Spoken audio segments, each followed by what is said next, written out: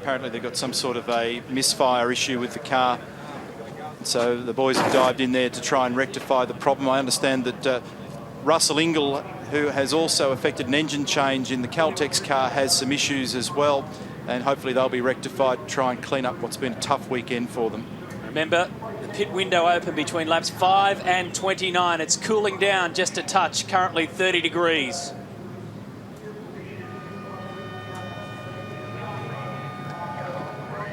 There's Russell Ingall. As we take a look at the full grid now, Lowndes on the right-hand side of your screen. Alongside him will be Rick Kelly. Here is the Fuso start grid. Craig Lowndes hasn't won an individual round for 10 months. That was back at Oran Park. He leads overall on the point score here by just the 1 point. On the second row, it's Garth Tander at Jamie Whincup. Garth now trails his teammate Rick Kelly by 36 points on the 2007 championship race. Mark Scaife and Mark Winterbottom. Remember, Mark Scaife started race 2 from pole position. There is Will Davison and Todd Kelly. Todd currently 6th overall for the round. Stephen Richards starts from position number 9. And because of that infringement handed out to Stephen Johnson, Jason Richards moves up into 10. That gives him back-to-back 10th placings here at Hidden Valley. It's interesting how finely balanced and how finely tuned these cars can be, but I caught up with Phil Keed, the engineer for Stephen Richards, and he said yesterday Stephen was complaining of a car that had some understeer in it together with some brake issues. They made a couple of small changes overnight, and today the opposite's occurring. We saw evidence of that in our previous race coverage with the back of the Castrol car just leaping around. So oversteer was the issue there for Stephen Richards. A couple of other interesting things occurred for his part in some of the kerfuffle down at turn 1. Jack Perkins, who you'll see shortly, has been given the equivalent of a pit lane drive-through penalty, so he'll now start down in position 24 in car number 11. And the significance there is the person involved was his teammate Shane Price, who won't be running. And just to further add to the discussion there, the man that's sitting alongside us at the moment, Matthew, shouldn't be there because he should be in his race car, but he ended up in the wall. James Courtney, welcome to 7 Sports coverage of round 6. I know you don't want to be here with us, but unfortunately he got tipped sideways, ended up in the wall, and Stephen Johnson, unfortunately, as Jason Bright is pushed away, was given the equivalent of that pit lane drive-through penalty for his role. It's a bit of a shame. Yeah, it's a big shame. It's we had a great car this weekend, and it's just a bad weekend. It's gotten worse, really, and it's not really where I want to be, unfortunately. Sorry, Neil, but I'd rather be out there with the boys having a bit of fun, but it's the next best thing, isn't it? Friday wasn't fun. It wasn't, no. It's, Sunday wasn't fun. Want to talk about Saturday? Saturday wasn't too bad. It's although I did have a real good race. The qualifying wasn't too bad. We were just outside the 10. But considering what happened Friday, it was quite a good result. Just going through those numbers there, you finished 16th on Saturday. Everyone, of course, got pushed up. One more placing push-up, you would have got in the points. When things aren't going right, James, they never really go down well, do they? No, we were running inside the top 10 in that race, and we had a little bit of a drama in the pit stop, which dropped me well back in the order, which was a bit of a shame there. But exactly, so like I said, bad weekend gets worse. It's getting worse for the Brightech boys as well. Race 2, they had a misfire. They thought it actually had a cracked trumpet, so they've actually fixed that and sent it out, but the problems continue. They're now pushing it back into the garage. Boys, just quickly, while you've got James sitting there with you, I spoke to Barry Hay, James, your crew chief. He said, we've had such a shocking weekend with both our cars. All we need now is to be shunted in the rear on the way to the airport in the Renter, and then we need the plane to break down, and we'll have the quadrella. Yeah, Baz is a little upset about how the weekend's gone, because those guys are putting crazy hours to get the cars ready, both mine and Russell. So not only does it affect my weekend, it affects theirs, so it's a shame. It's very hard.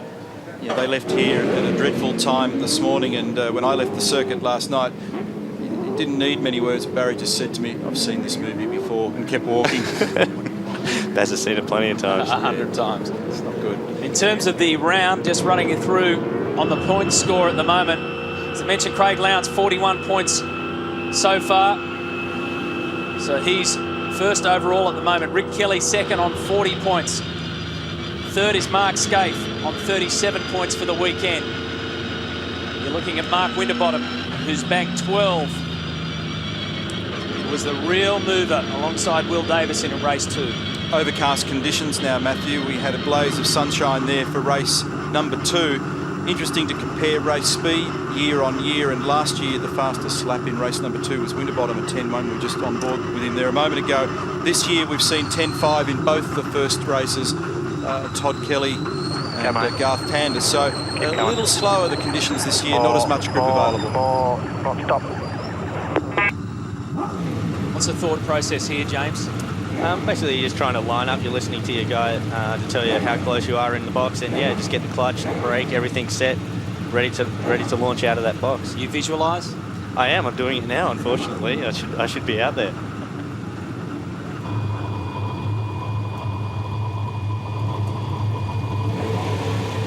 There's Garth Tander. He starts from position number 3. Here's the sole Stone Brothers racer out there. Russell Ingall. The third and final race. At the front, it's Lowndes versus Rick Kelly. We're going to have to strap James Courtney here in the commentary box. He wants to be out there. But out there at the moment, out in front, and a great start. A boomer from Craig Lowndes. He's got it all by himself down to turn 1.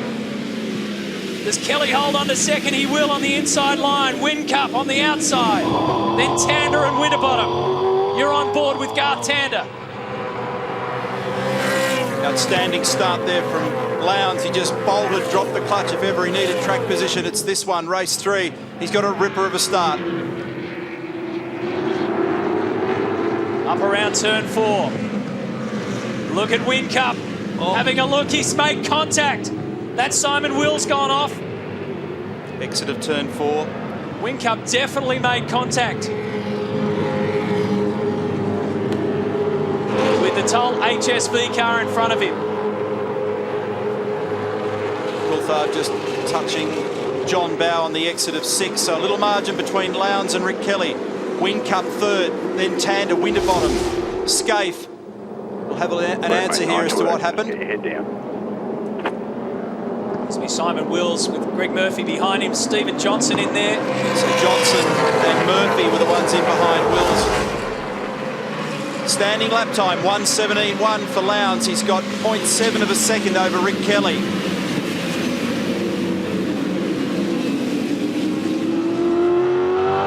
On board here with Tander, using all of the exit ripple strip at 1. Just covering a little from Winterbottom, who's just having a look up the inside because he in turn is needing to drive a little defensively early in the race from Scaife. Fastest first sector split, in fact, goes to Mark Scaife.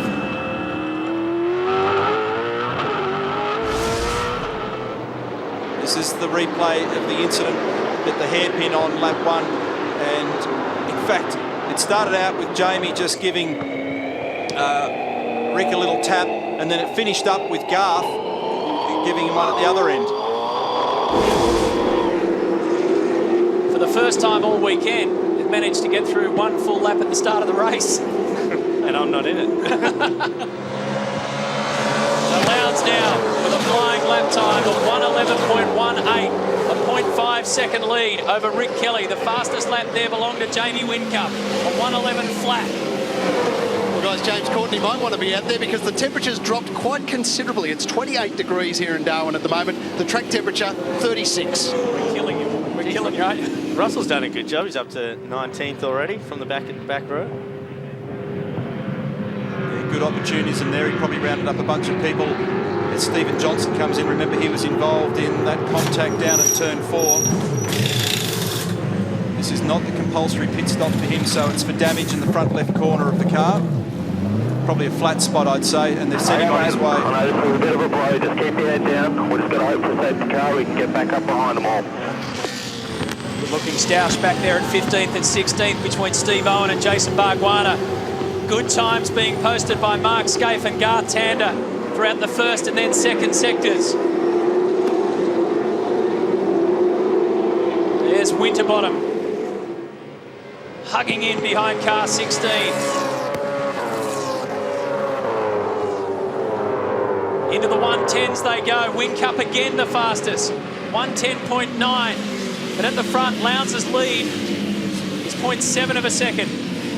Jack Perkins is reporting a flat rear tyre in the Jack Daniels car. We'll watch and see whether he needs to come in to resolve that problem.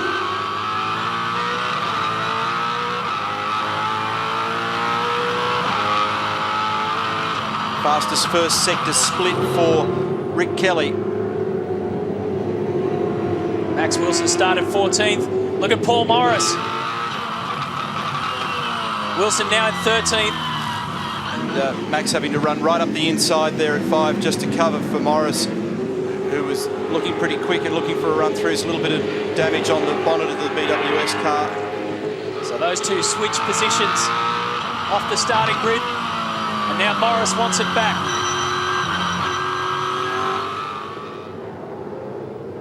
Out at the front, Lowndes. Your Xbox 360 leaderboard. He's the man in charge.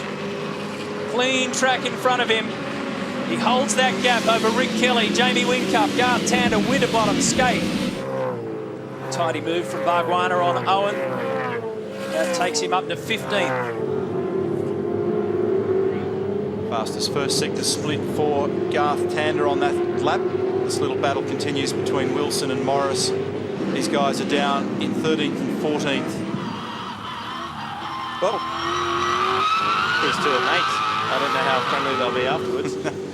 just giving him a little hurry up. I'd suggest that might already be the imprint of his boot lid on the bonnet. Max is a little bit high on YD. You don't want to get a tap there. That's up in the spot where you ended up off the road. It's not real fun up there. Oh, off the road for Bargwanna.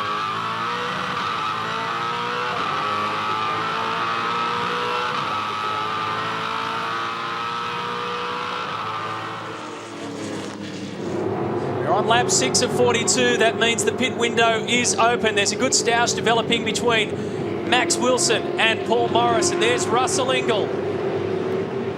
Well, Jack Perkins has been reporting a flat tyre to the Jack Daniels crew in the pits.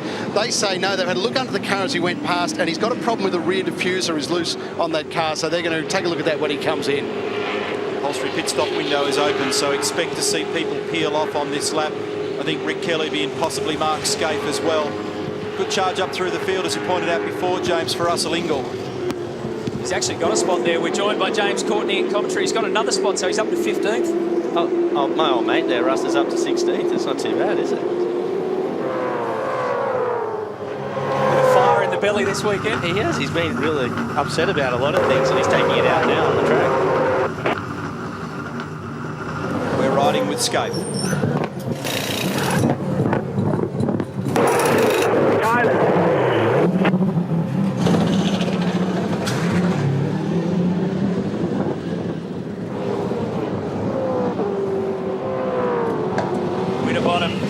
Goes out now in front of Scaife. Andrew Jones celebrating his 27th birthday rolls on by. Scaife is actually going to have a lunge down the inside here. Oh, maybe the outside. Maybe the outside. In fact, they made contact, big heavy contact there. He was going to switch to the sides and crisscrossing. Make that the middle. Every which way. That's a biggie. I reckon initially Winterbottom wouldn't have known he was there when he was having a look down the inside. Hopefully that bar doesn't come loose on Mark's car, otherwise he'll be in for a bit of a repair job. Expect to see another bunch of cars in this lap.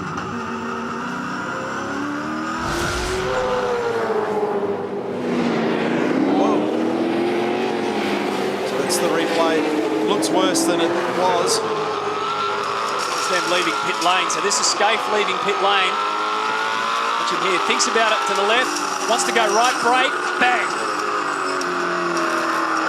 There's also two things happening there. They make a little contact in the middle of the corner. What's going on here?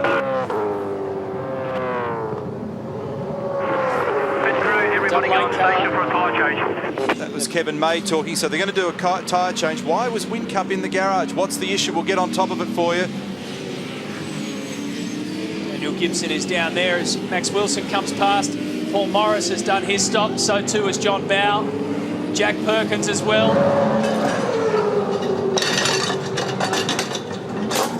when you see those incompressible jacks going underneath there, you know that it's going to... Clear.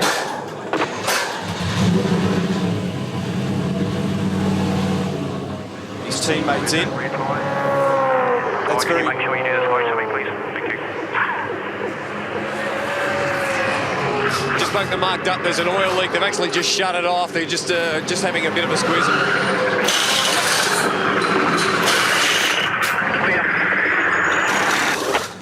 Absolutely cold tide, mate.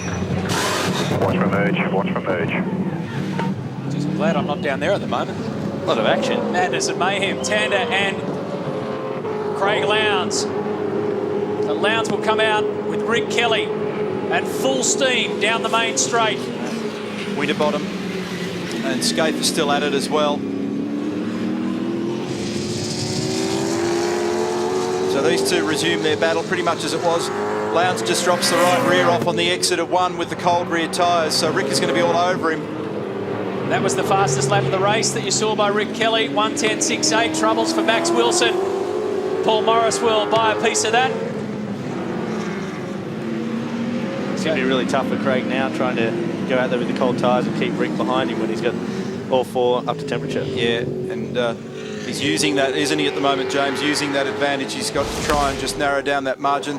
Let's see what happened to Max here. We saw him coming back out of the weeds, and here's why.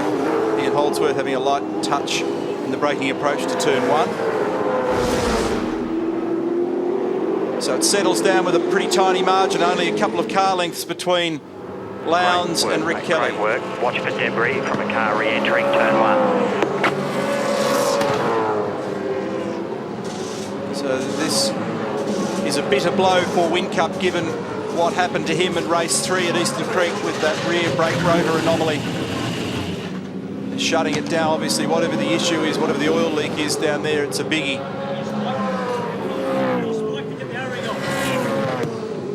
All hands in there at the moment. 8 drivers yet to pit, which means Jason Richards is the leader on the road. 888, the boys are just wondering. I just spoke to Mark Dutton, the engineer, as I was trying to get out before Lounsey came in for his rocketing stop. Don't know whether it's an O-ring or the oil collection unit. I don't know if that's actually split. They're just going through that now. When I have more, I'll bring it to you. Well, the thing now is that given the point structure this year, only awarding points from 1 through to 15th, they can probably relax a little bit because unless they're going to use it for a test session, there's probably not a lot of point in getting too frantic down there. Got any time off, James? I'm going to stay up here for a few days, maybe do a bit of barra fishing, but no, back to work on Wednesday. I've got an appearance in Townsville. I think they only exist in restaurants and fish and chip shops. I've been chasing them for 10 years and never spotted one up here. So I'll be lucky if I get one then, Neil. Craig Lowndes has just done a 1:10.62, fastest lap of the race. Of those who have pitted, he leads Rick Kelly.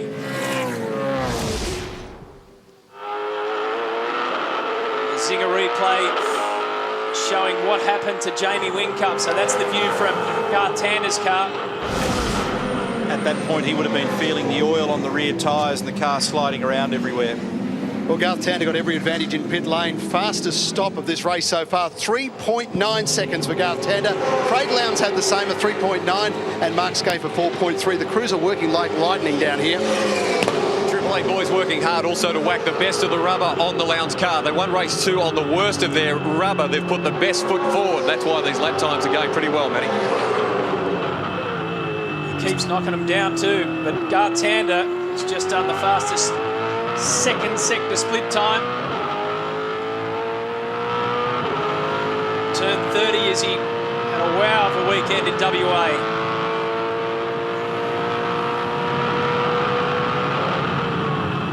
So Jason Richards is the race leader from Russell Ingall. Fair old whack in the front of Tander's car there. Leading the race, but the effective race leader is this man's teammate, Craig Lowndes. Make sure your lever's in the up position. Jamie Whincup suffering an oil leak problem. On lap 13 of 42. Again, tyre management is what it's all about. Well, the story is, can Rick Kelly trade some punches with Craig Lowndes in this third race here in Darwin? Well, the answer from the team is absolutely yes. They did, however, change a tail shaft in car number 1 for Rick Kelly. They had an unusual vibration that was pretty violent in the previous race, so that's fixed. But they had some issues in getting the car out of the hairpins, getting the power down, pushing out and keeping on the back of Lowndes. Made a few tweaks. They have fixed that, and they believe they have the pace on Lowndes. Wilcon Ford credit FPR Falcon and Mark Winterbottom. On this second tyre set, Lowndes, as Daniel alluded before, is punching in some good speed. Pretty good tyre conditions showing the fastest split to the end of the second sector now. So he's likely to improve his best lap of the race so far, which has been a 10.6. Also the fastest lap of the race. In fact, he now does punch in a slightly better time. He did a 10.5. That's about the peak speed we've seen this year. Really in all 3 races now, 10.5 appears to be it. Remember, there's been a little aero variation year on year for both cars. A lot of extensive testing done in the off-season to ensure their compatibility. I'll take a ride with Mark Winterbottom. See the numbers he's pushing out around this circuit. This is up towards turn 5. Right in the valley.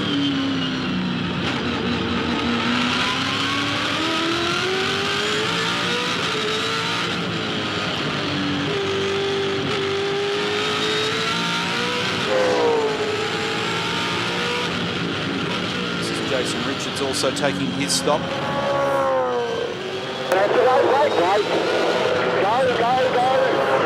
thought he stalled it there, but he had to wait for Jason Barguana to come in.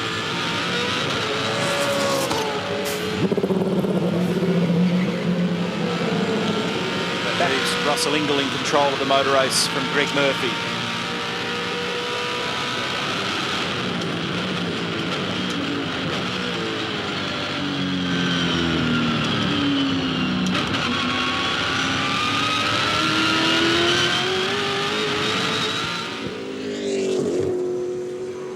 Here he is, 3 drivers yet to pit. This man is at the top of the list of them. Neil, I've just answered the question for Jamie Whincup. The problem was a Wiggins clamp that actually clamps onto the oil cooler line. It failed, and they've actually had to put another one back on. Well, you mentioned Russell Ingall is just on fire in this race. I said to Ross Stone, what's different? What have you said to Russell? He said, I told him to get off his ass and pull his finger out. Oh, I don't know if you could say that, Mark, but you just did. Tell you what the difference has been, the kind of weekend they've had. It's enough to get him fired up. 2 DNFs. Doesn't need much cattle prodding, does he? No. He's actually had some pretty good speed on occasion, and they were really disappointed with what happened in that previous race, obviously. But apart from having a technical drama, they genuinely felt that there was a little bit of pace in the car that then didn't get exploited, which is a shame. Here's Murphy. He's second. Has not yet taken the compulsory stop. Greg Murphy's going to take his stop now, and that'll leave just Russell Ingall in control of the race. Hey guys, I love finding the secret go-fast gadget bits that the boffins down pit lane often come up with. I've discovered a secret one that Toll HSV has been hiding from us for the past 3 rounds. I'll tell you how I discovered it. I was standing here in pit lane, and all of a sudden I got flung by a crew member at Mach 9 out of the way when Garth Tander was coming into pit lane. And I thought, I've been doing this for 7 years. I know where to stand. What's going on? And I went, what is that? Hello, that must be important.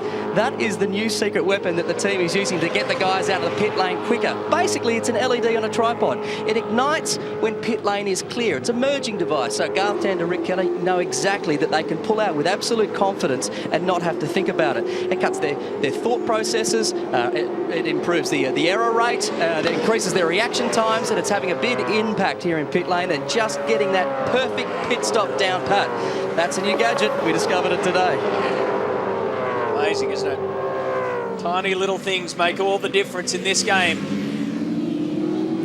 One of the reasons why that'll be more reliable in the radio is the radios break up a lot. Often a lot of background noise and very difficult to get clean comms sometime.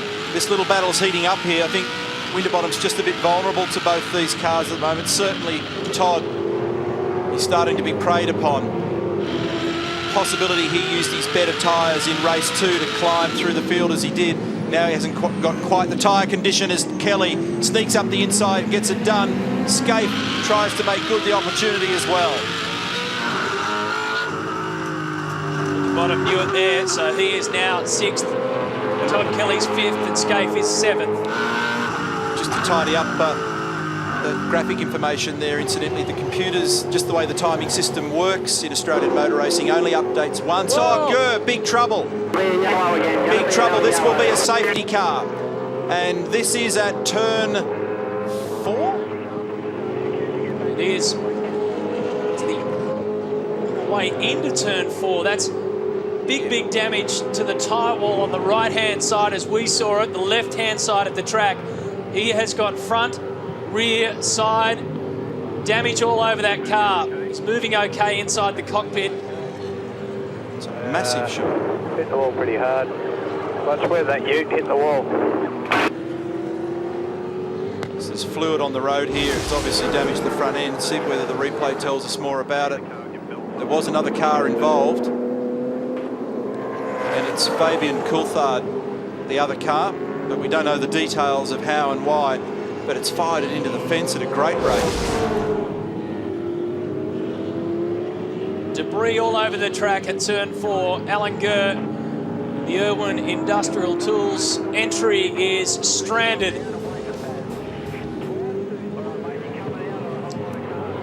Just where Alan Gurr has ended up.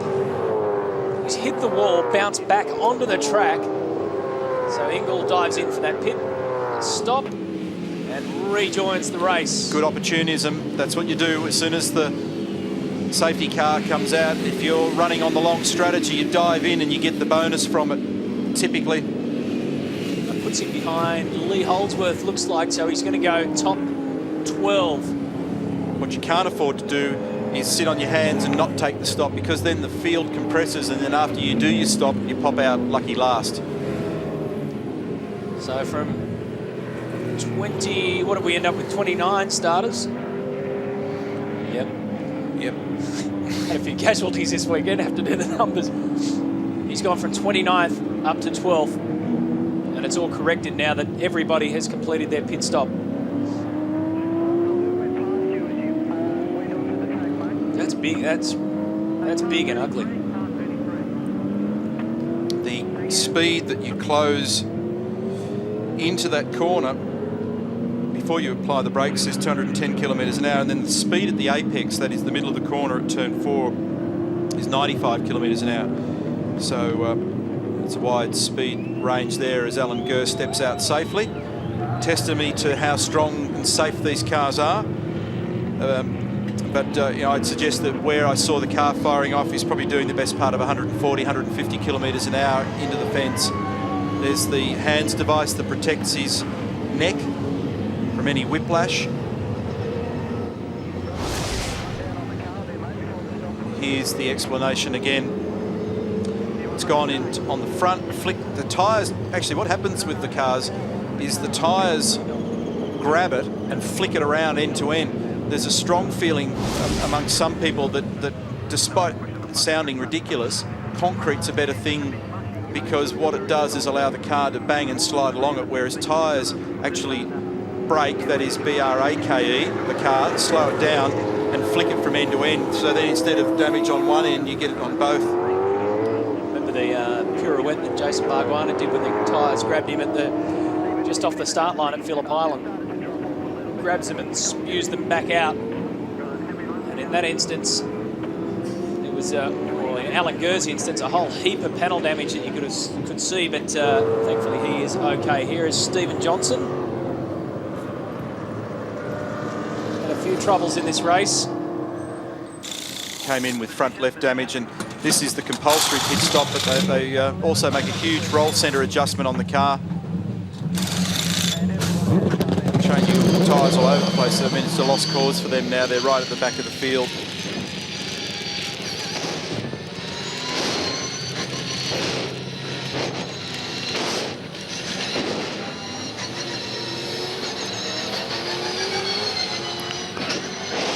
Stephen Richards also reporting brake troubles with his car, saying his pedal Yeah, I can hear you. is extremely long.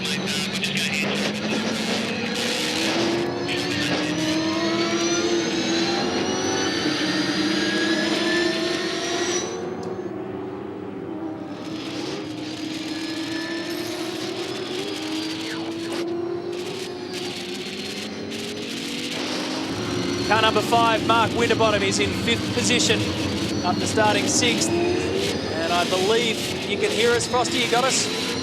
Yeah, mate, I'm pretty crackly, but yeah, I got you. Well, mate, that rear of your car is not what it used to be. How's it handling? Mate, I'm missing those, missing what you're saying there, but yeah, she's bloody hot in the car at the moment, so yeah, it's all happening at the moment. Mark, it's Neil Crompton. There was a fair bit of a vigorous exchange between you and Mark Scaife there early in the race. Yeah, well, I'm in front of him at the moment, mate, so it hasn't affected us, but yeah, see what car speed he has. I think there's a few guys out there with pretty good car speed, but yeah, we're still in front of him, so we ended up okay. Did you use your best set of tyres for race 2, or have you got reasonable tyre condition now? It's not the tyres, it's the balance of the car at the moment, so yeah, once we get that, maybe a little bit later in the race we might be all right, but yeah, got good tyres, but just the balance is a little bit wrong at the moment. Thanks, Mark. We'll let you get back to work. We appreciate you talking to us. So that gives us a bit of an explanation as to... Thanks, pal. Gives us a bit of an explanation. So tyre condition is not his big issue, but clearly he was a bloke having to work pretty hard there with Todd crawling all over him, and he looks stressed. He sounds stressed. You can kind of hear him huffing and puffing. It's hot in these cars, hotter than I can possibly describe to you. Neil, there's a few versions of going on what happened with Gurr and Fabian Coulthard. Fabian's told the team he just stopped. There was absolutely nowhere to go. He braked way early. Have a look at this tyre from Fabian Coulthard's car. You talk about flat spots. Look at this, right down to the metal strapping on this Dunlop tyre. Yeah, I reckon. All right, thank you, Daniel. It's serious damage there. Maybe Alan missed a gear or had some other mechanical failure that just made the car rhythm change such that Fabian couldn't do anything about him. Here it is again in replay. And you'll see that they've already made heavy contact, and the Irwin Tools entry makes massive contact with that wall, the tyre wall, and the tyres grab the car and they flick it end to end, and that's why it's got the massive damage on both ends. We're expecting a restart at the end of this lap now that this car is on the tilt tray and off to the side of the circuit. The field compressed. Lowndes had the pace prior to that, but sometimes the race can be re-energised and reshuffled. In this scenario, the lights are out. We will get a start. WPS Chrysler safety car will bring them down to the line at exactly 80 kilometres per hour and then release them. Everybody working hard to ensure they didn't lose too much temperature or pressure from their tyres, and they'll be cycling the brake pedal as well to try and ensure that the brakes are up to speed. Mark Scaife, position 6. And off we go. Craig Lowndes leads him down to turn 1. Rick Kelly is second. Tander there third. Scaife. Todd Kelly rather, then Winterbottom and Scaife. Rick had a big look. Scaife actually had a bit of a gap to he and Mark Winterbottom at the restart, but he's closed it down now. He's looking to get the slingshot. Richards and Richards again, and it falls in favour of Stephen on the run to turn 4. Jason Richards had a little look on the inside there. This is the view from Winterbottom looking to Todd Kelly.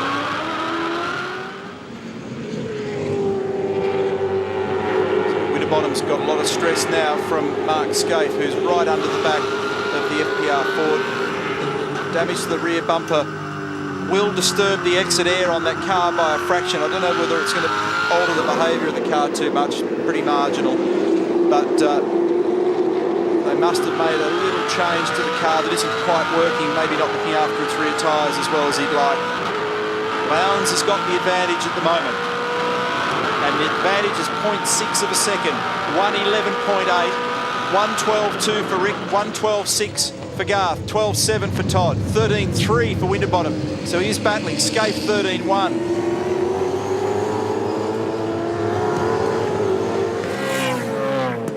blokes dropping wide. You can see that little bit of the ripple strip, and then there's an extension with AstroTurf behind it, and they drop off into the dirt on the way out. As soon as we went under safety car conditions, Russell Ingall took advantage, went straight into pit lane to do his compulsory stop. There is contact between Scaife and Winterbottom. Marginal. I'm not sure whether Mark Scaife will get away with that one. They'll look at it long and hard in race control, but certainly Winterbottom was crossed up big time, so pretty heavy contact. He finished that off because here comes Russell Ingall. He is now in 11th position. It's all corrected now. Remember, everybody's done their compulsory stop. Russell Ingall started from dead last. Now in 11th spot. Concentrate on keeping it nice and smooth. In front of him, Lee Holdsworth. Behind him, Paul Morris, Team Sirame Wines. Mark Scaife has redressed that. Yes, the reason is that his team instructed him to do it. So rather than cop a penalty, they played the smart card there, and they stay in the game, and he'll try and get it done cleanly. So that's smart thinking on the run by those guys to manage the situation. At least they stay in the battle now. They felt, they made their own judgment call, maybe Mark did in conversation and we missed it, that it wasn't a good idea to try and bat on and take it unchecked. Because they have another go now. This time it's cleaner.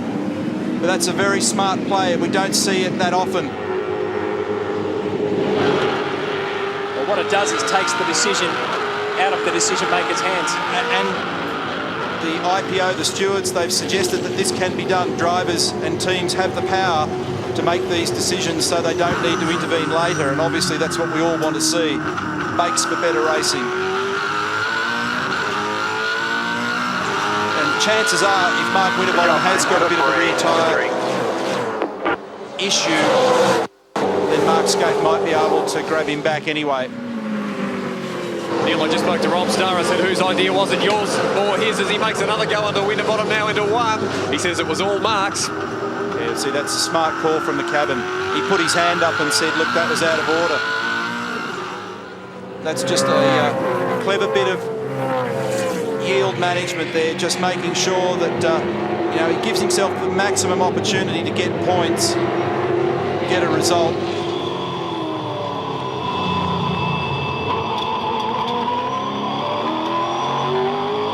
Often when you're hot and flustered in a car, you just don't have the mind space to even contemplate it, you know, because all you can see, all you can focus on is trying to pass the car in front, get to the next guy, get to the next guy. So to even stop and contemplate it means that it's good situational awareness. Here's a pretty handy fight. Todd Kelly and Garth Tander. Craig Lowndes and Rick Kelly, positions 1 and 2, have a 1.4 second difference between them, but it's a lot closer for 3rd and 4th. Make that 1.8 seconds now for Lowndes over Rick Kelly. That bonnet on Todd Kelly's car is out of alignment. The left rear corner of it is poking up at high speed. It's lifting as it gets air beneath it. Saw a shot of it there coming down the straight. I don't know whether it's as noticeable at the lower speeds. Yeah, you can see it there. On car 22, there it is. I don't think it's going to cause too much drama, but it'll be a little distraction on occasion. Lowndes is the leader, 1.7 seconds the margin. He's done the fastest lap of the race. Rick Kelly next, Garth Tander, Todd Kelly and Mark Scaife. Mark Winterbottom hurting a little for grip at the moment, dropping back. Will Davison, Stephen Richardson, Jason Richardson, Lee Holdsworth, a noteworthy performance in position 10 from Russell Ingall. Great strategy and recovery there after the engine change, and even some pre-race trauma with that car. Vigorous battle back here. Lots of blokes involved in it. Canto's in there with Bargwanna and Morris. Max Wilson. 15 to go, mate. Have a drink.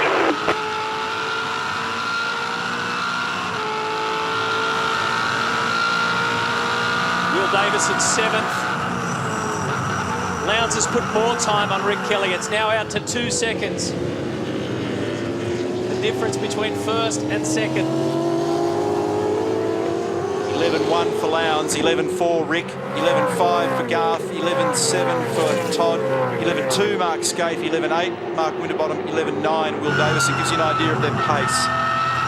See the sliding in the rear of the FPR Ford credit entry.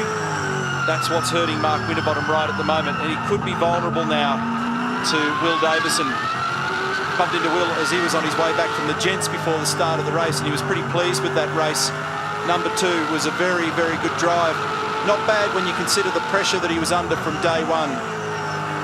We've been watching Mark Winterbottom very closely in the last couple of laps, and you're right, Neil, he is hurting just a little bit. The area where it is the team believe he's actually got a flat spot. Not a great one, but enough to increase his braking distances. He can't want enough bias forward and maximise his braking potential in the front end of the car. So he's just adding distance to his braking zones, which is where it's making him vulnerable.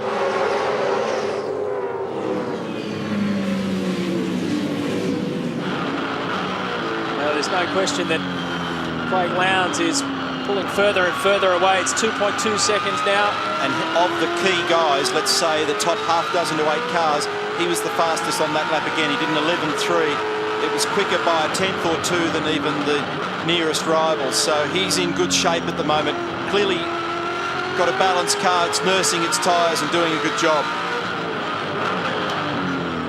Here he is. There's the margin. Building on the back of that tremendous performance in the 3rd race at Eastern Creek. And their guys felt after that weekend, when you talked to them, that they knew that if they were able to get into a position where qualifying went okay for them and they get a reasonable race 1 result, then they'd be in with a decent show in races 2 and 3. If you have a bit of understeer, mate, we can take a bit of front bar out of it. Eric Pender. Hits the button on the wheel for an acknowledgement. Still got good braking performance in that car. He's buttoning off just as the yellow line merges with the white line down there, which is anything other than a brand new tyre is about as far as you'll get down there.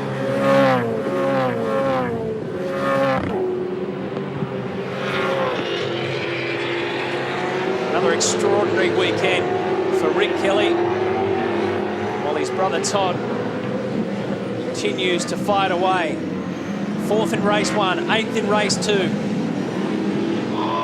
Right now he's 4th here.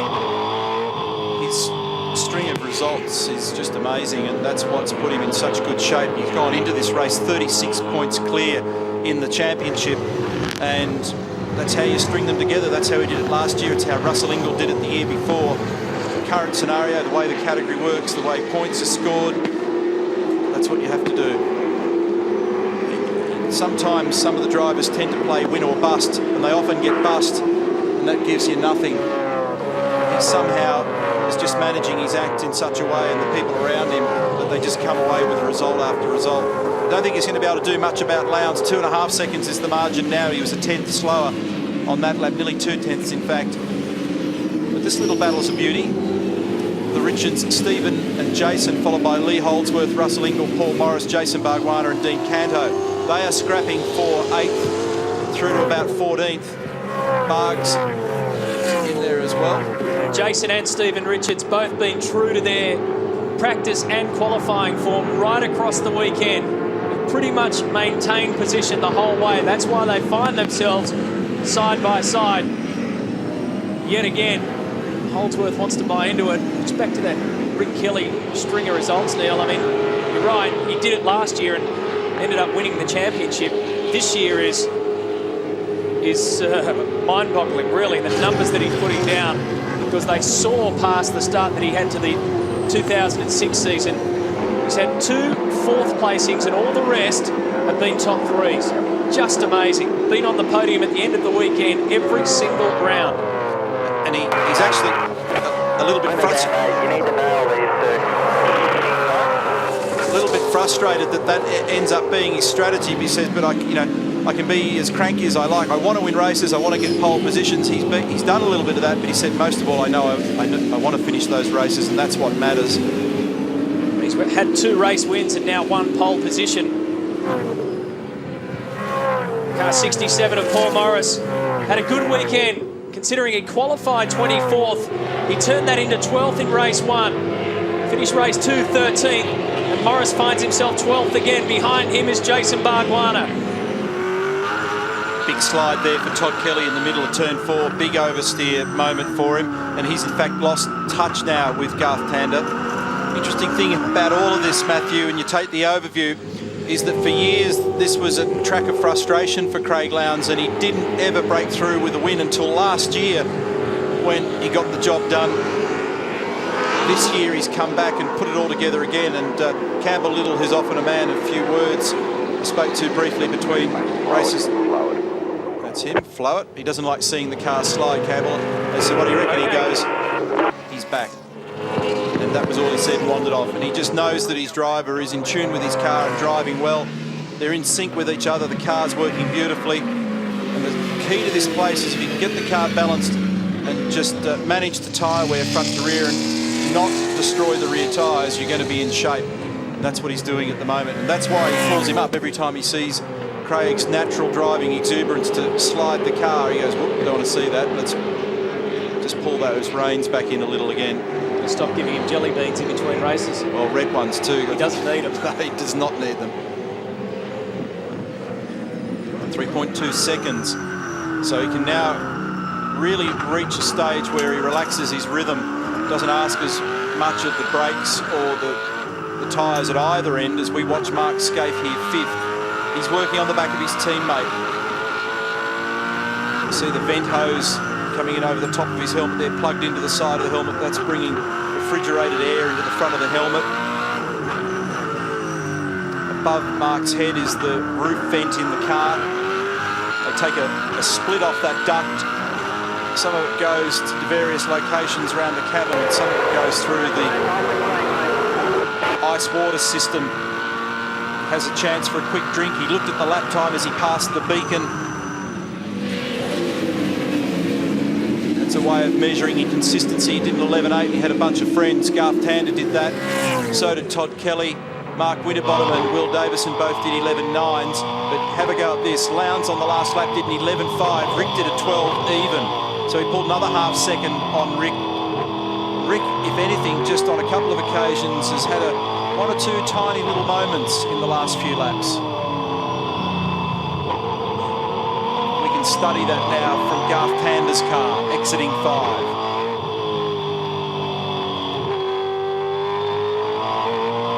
Lowndes is untouchable. It's starting to get to a situation where they can't see him over the back of the track. Fancy footwork from Garth Tander, turn 8. Second gear. Carries the brake a long way into the corner. Great job, mate. Have a drink. Nice and smooth. 5th. Matthew Nilsson in the background. Teco in his ears. 6th past the start-finish line. He'll brake at the merge line down here. Little safety tap. There's the application. Big application.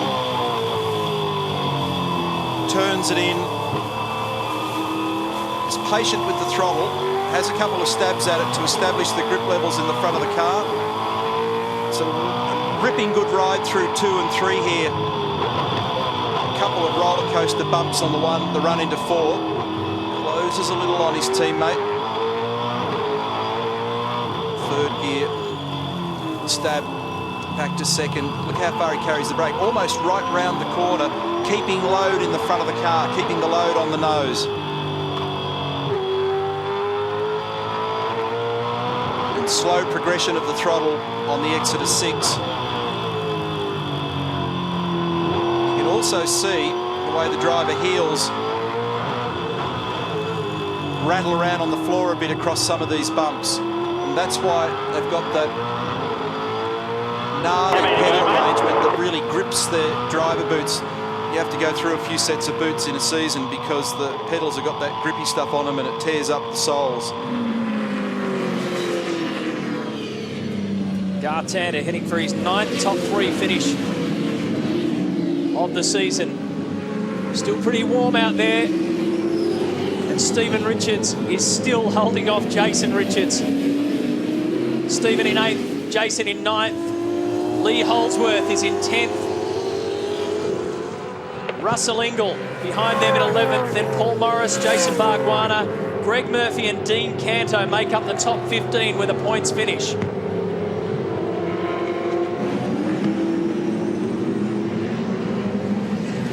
steady as she goes for Stephen Richards this weekend.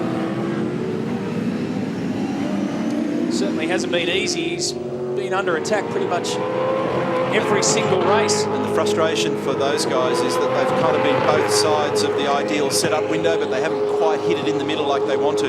There's a good illustration of the couple of surface changes there between turns 6 and 7. You can even see a distinct difference in the colour. It's quite reddish through this part of the track at turn 8. And then down here between 9 and 10 it changes to black. And the grip level changes a lot too when you walk the track.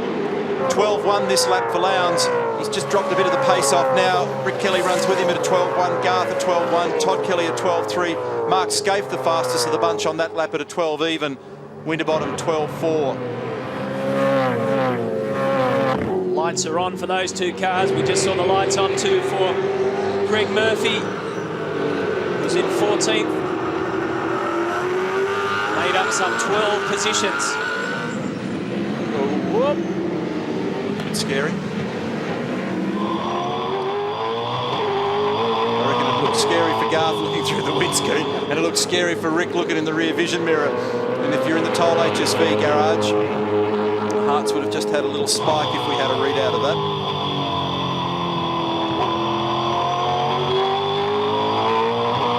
Garth was behind Jamie Whincup when the oil went, wasn't he? Yes. Hence the dirty windscreen. Yeah, the car's amazing. They get presented at each race meeting. Good job, mate. Good job. Smoothness, rhythm, smoothness and rhythm. They get presented in beautiful condition. I mean, absolutely 5-star presentation. You go and have a look at the front of the cars after a race meeting. They look like they've been attacked with a sandblaster. The screens are damaged. The front of the cars need repainting.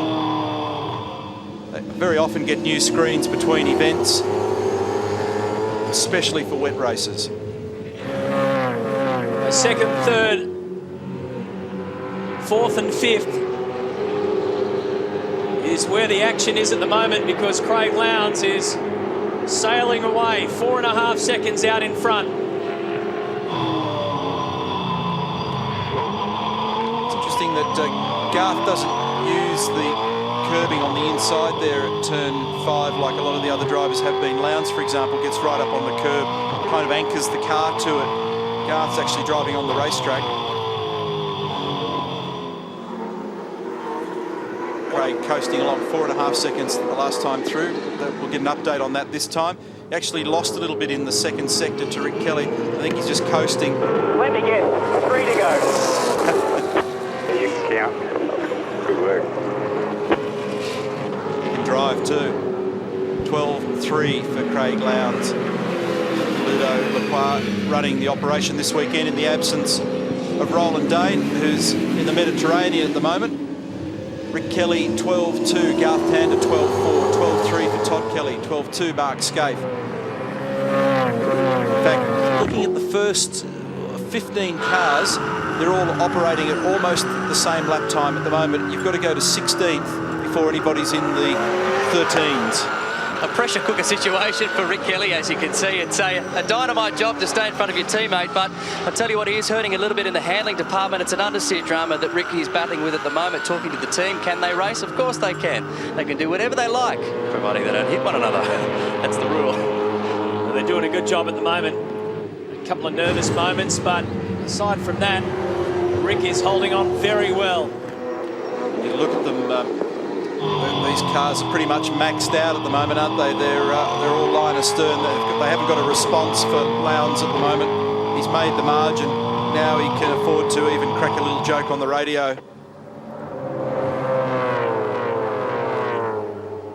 Todd Kelly in 2004, 2005, the only man to go back-to-back round victories at Hidden Valley. Scaife and Ambrose have won twice here, but not back-to-back. Craig Lowndes is on the way to joining them. Winner in 2006 with 65 round points next to his name at the moment. He is coasting towards this one.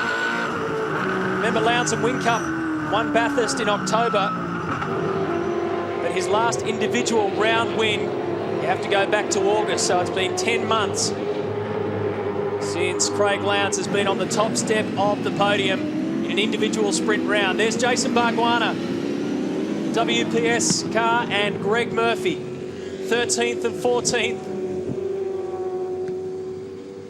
And Dean Canto in the picture for points as well. By the way, Jamie Whincup, 26th. Air North, incidentally, is an airline here in the Northern Territory supporting the Tasman Motorsport team this weekend.